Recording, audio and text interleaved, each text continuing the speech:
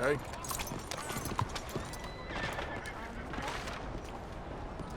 Welcome, welcome.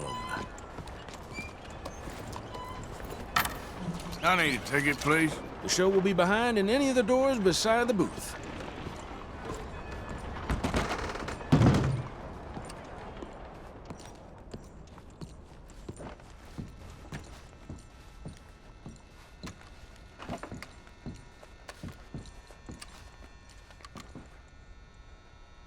Welcome, one and all, to the remarkable example of modern entertainment at its finest.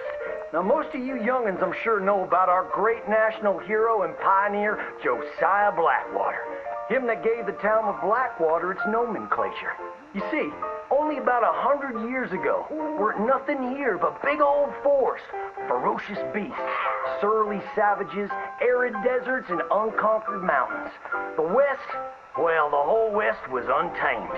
Your mama probably told you bedtime stories about Josiah's many adventures, but I'm gonna tell you a story you ain't likely to have heard about his possum hat. Now, Josiah Blackwater was born in the year of our Lord 1782 in a log cabin just west of Ansburg. He was a special boy.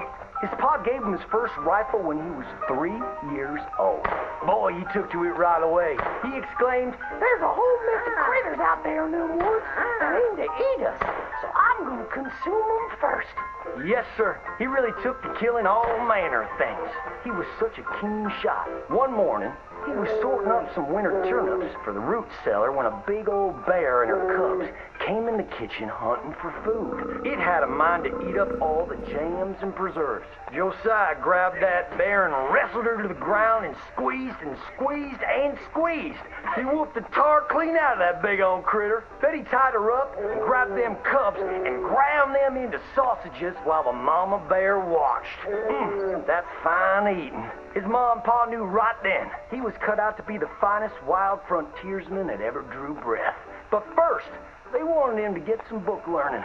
After only 3 days of attending school, Josiah beat the living daylights out of the class bully and announced to his daddy that he was tired of ciphering and mathematics on account it's only good for adding up the number of critters or Indians you can kill.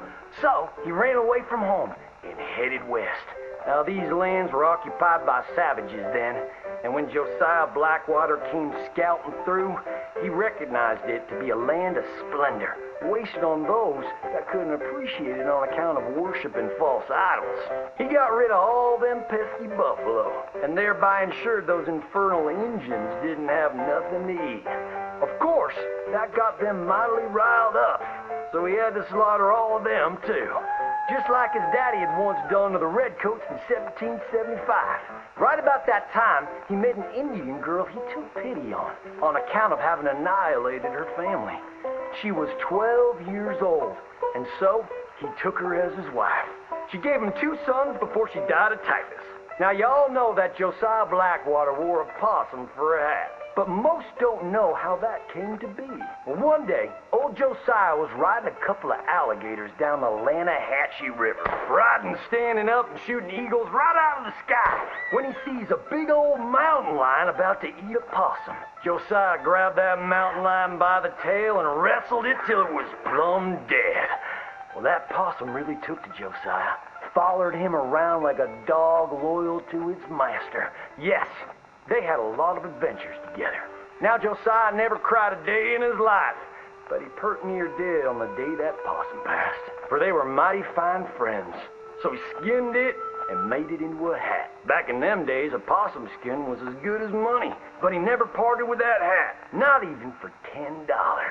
Once he founded the town of Blackwater, he sent word for settlers to come. It was the last stop in the west before San Francisco. He met a girl by the name of Rufina Helsby at a barn dance one night, took her as his wife, and settled down. Built himself a cattle empire and had 14 youngins. But Josiah Blackwater wasn't the home-loving kind, and he grew mighty restless. One day on the courthouse steps, he announced, "You may all go to hell, and I will go to Saint Denis." And so he did. enjoyed French pursuits of strumpets and wanton gluttony, which is where he came upon the idea of running for Congress. He wore that possum hat every day as a congressman, as a reminder of where he come from, saying, I may live in barbaric splendor, but I always remember, keep your friends close and your gun closer, because you don't know when you might have to shoot them.